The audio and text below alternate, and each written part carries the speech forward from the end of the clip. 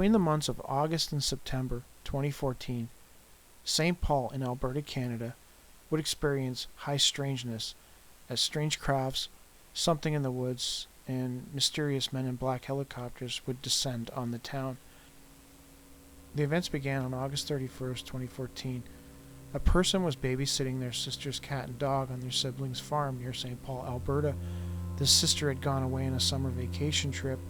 There were two other sisters who also lived nearby around the lake that offered to assist if needed. At about 5:15, the witness noticed that the skies outside were growing increasingly dark, and before long a thunder and lightning storm hit the area.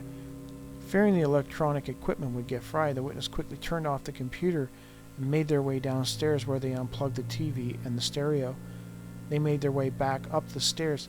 2 steps from the landing at the top of the stairs, witness claims there was an incredible white light that briefly blinded them, accompanied by a deafening crash of thunder. A few seconds later, they recovered their senses and made their way through the house to check for fire, as the smell of burning wires permeated the home. As they were doing this, the power went out, which also knocked out the phone. They never managed to locate any fire, so the witness drove up to a neighbor's home. Incidentally, their phone was still working, and they managed to call the power company with regards to the outage. The telephone company, TELUS, indicated that no assistance would be rendered, as there was no indication the telephones were not working, and the sister had previously made an appointment to have a technician come out on the 8th of September. Returning back to the property, the witness settled into the fact that they would be without a phone for the next week. At approximately 9:15 p.m. that night, the power returned, and the witness, who still had work to do, brought the computer downstairs to the main floor and worked at the kitchen table. The dog and cat calmed down from the storm. Both retreated to other areas of the house to sleep. At approximately 10:45, the witness moved some blankets and other items into the living room area, where they were going to sleep for the night. They turned the hallway light on low, returned to the kitchen to get a few more things, and then went back down the hallway. They turned on their flashlight and turned off the hallway light. The witness flashed the flashlight across the room to get their bearings, and in doing so, flashed it across the southwest window, which was approximately 8 feet from them. This is when things got strange. Someone, or rather something, was there in the window. Something brilliant at the window caught my eye, and I quickly returned the flashlight's beam in that direction. I could immediately see 2 very large, perhaps 2 inches by 3 to 4 inches in size, highly reflective fluorescent yellow-green oval eyes peering back at me from the blackness outside. For a brief time they were still, and I moved towards the window. Then it turned its head to its right, which lowered the right eye. It kept this attitude for approximately 2 to 3 seconds, then abruptly disappeared from view. After the sighting, the witness rushed to the window to check below it, but nothing was there. As the night was dark and the sky was heavily overcast, witness claims they could not discern any facial details.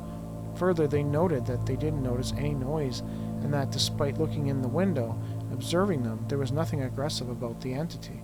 Looking to verify or maybe debunk what they saw, the witness retraced their steps and actions, including flashing the flashlight as they did originally, to check to see if anything in their room was giving a reflection in the window.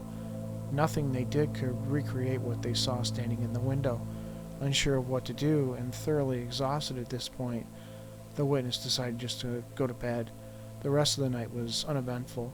The next day, the witness called their nephew, who was an electrician, to come over and look at the phones to see if he could maybe fix them.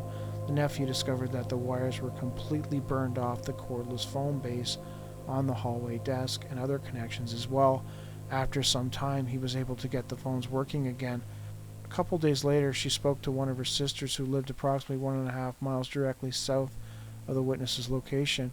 They spoke over the phone. Excitedly, the sister mentioned that UFOs had been seen hovering over the adjacent lake.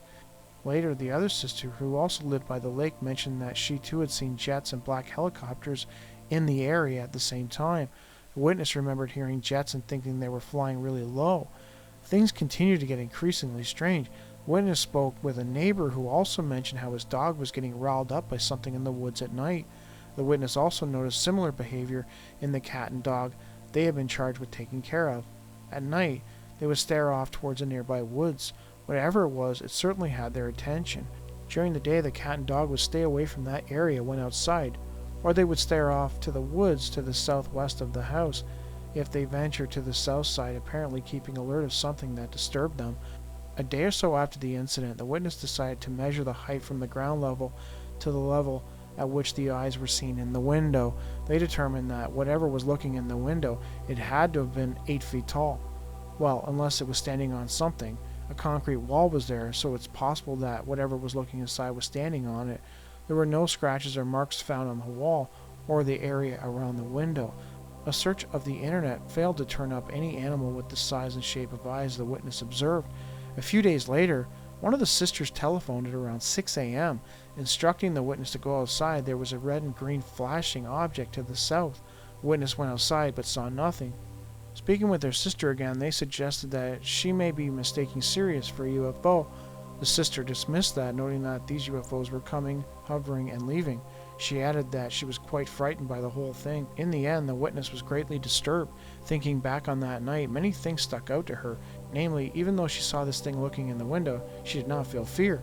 It wasn't until days later, after she had a chance to ponder the event, that it began to disturb her. I later determined that only from this window alone could anything watch me working at the kitchen table and avoid detection by myself and our Rottweiler. To me, it sounds like she was being set up to be taken. That's what it sounds like. There was obviously something looking in her window. Most likely, given the UFO activity and the black helicopters in the area, it sounds like there was some type of alien event going on. Just by all the activity in the area, it's possible that what she saw that night, it sounds like she saw an alien looking in the window of her home. Maybe it had been observing her. Given that she claims that the only reason she detected it was because she just happened to flash the flashlight at it. So it would have been there even if she hadn't flashed the flashlight at the window, it would still have been standing there. And who knows what might have happened to her in the night once the lights went out. I think it's one of the creepier cases I've read. So, anyways.